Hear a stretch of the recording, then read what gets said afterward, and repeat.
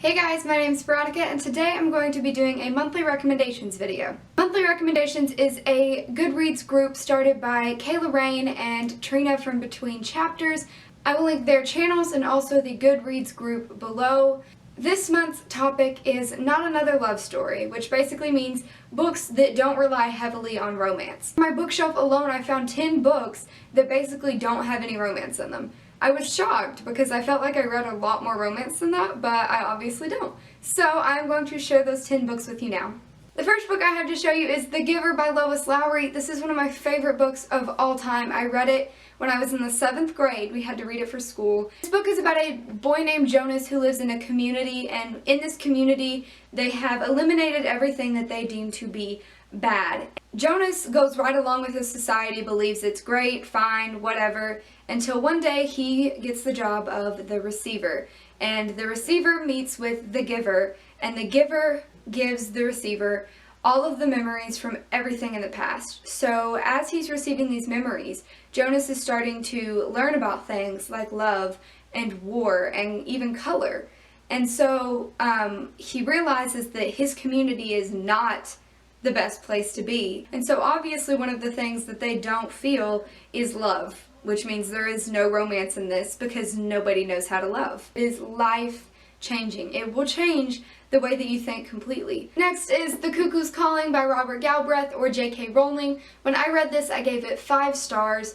I love this book. It is my favorite in the series so far, even though I've only read 2. This is still my favorite so far. This series is about a man named Cormoran Strike, and he is a private detective, and in this novel he gets hired by this guy whose sister has just died. The sister was a famous celebrity and she supposedly committed suicide, but the brother can't believe that she would have committed suicide, so he hires Cormoran Strike to look into it. This book specifically, there isn't any romance. In the second book, a romance kind of starts to build, and I've heard that in the third one it starts to build further. I don't know that I'm for that romance, but I'm just trying to ignore it. The next book that I have for you is Abraham Lincoln Vampire Hunter by Seth Grahame-Smith. I gave this book 4 stars when I read it, and I really enjoyed it. This tells the story of Abraham Lincoln's life as if he were a vampire hunter. Nothing about Abraham's life really changes except that vampires were always there in the background, and vampires were the reason for all of these things that happened to him and all of these things that he did. It's a really interesting story because you learn a lot about Abraham Lincoln while you're reading, and it's also fun to just imagine that, oh, maybe the reason he was assassinated was because of vampires. If you haven't gathered from the cover and the title and the synopsis that there's not romance in this, then I'll just tell you, there's not romance in this. Next is Wonder by R.J. Palacio, and I gave this book 5 stars when I read it. This is about a little boy named August. I believe he's 11 years old. August was born with some facial deformities, and so he's been homeschooled for most of his life because his parents were afraid of how kids would act towards him. But now he is going into middle school, I believe, and so his parents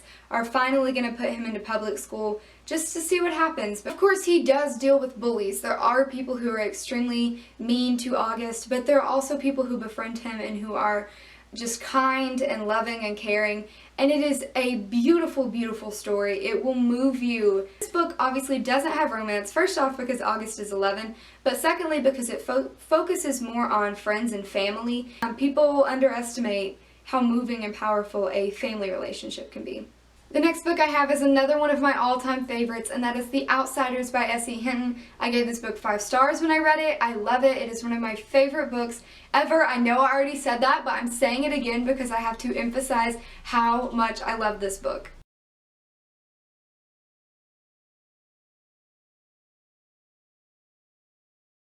This book is kind of hard for me to describe, and I'm not sure why. I guess it's because I don't know how much to say about it without giving anything away.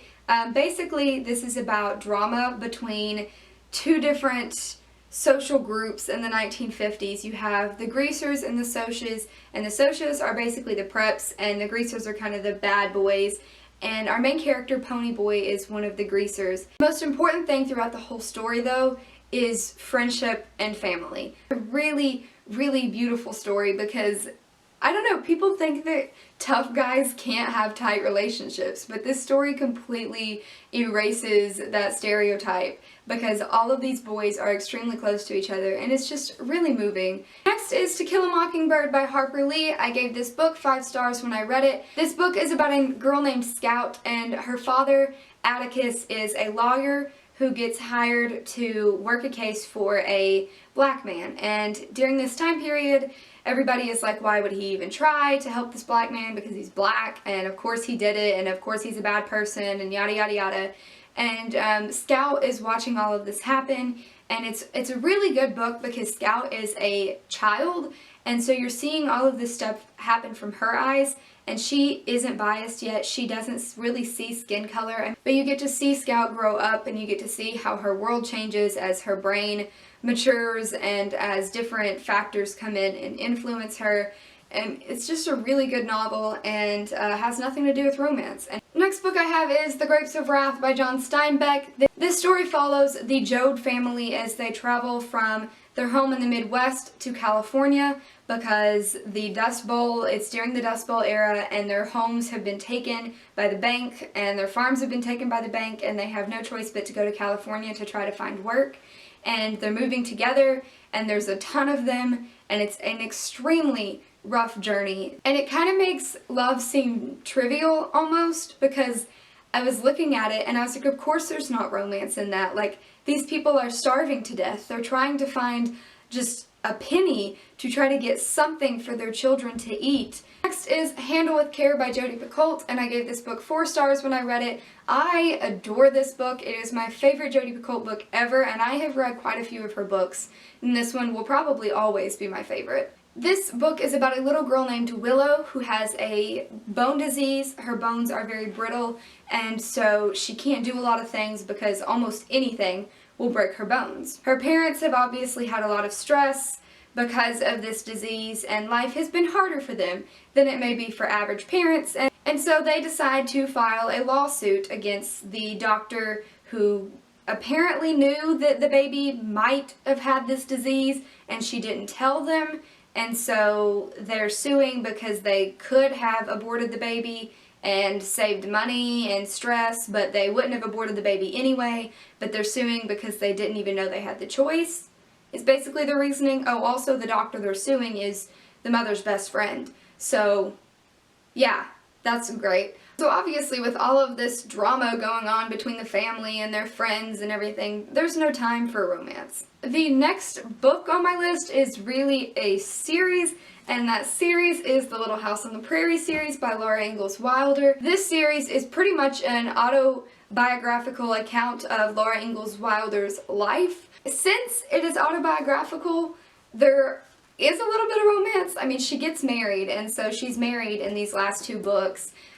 But it's different because I don't feel like it's a romance book. It's really her life. The last book I have is another series, and that series is The Chronicles of Narnia by C.S. Lewis. My copy is a bind-up of all of them.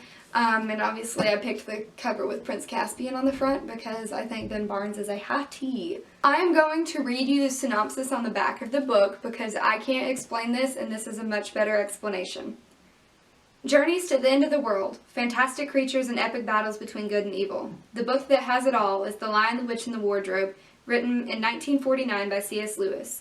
But Lewis did not stop there. 6 more books followed, and together they became known as the Chronicles of Narnia. For over 50 years, the Chronicles of Narnia have transcended the fantasy genre to become part of the canon of classic literature. Each of the 7 books is a masterpiece, drawing the reader into a land where magic meets reality, and the result is a fictional world whose scope has fascinated generations. So that is all that I have for this video. I hope you all have a wonderful, happy Valentine's Day. I will see you in my next video. I love you all. Bye! That I was wrong, and I'll be so caught up in my job, didn't see it was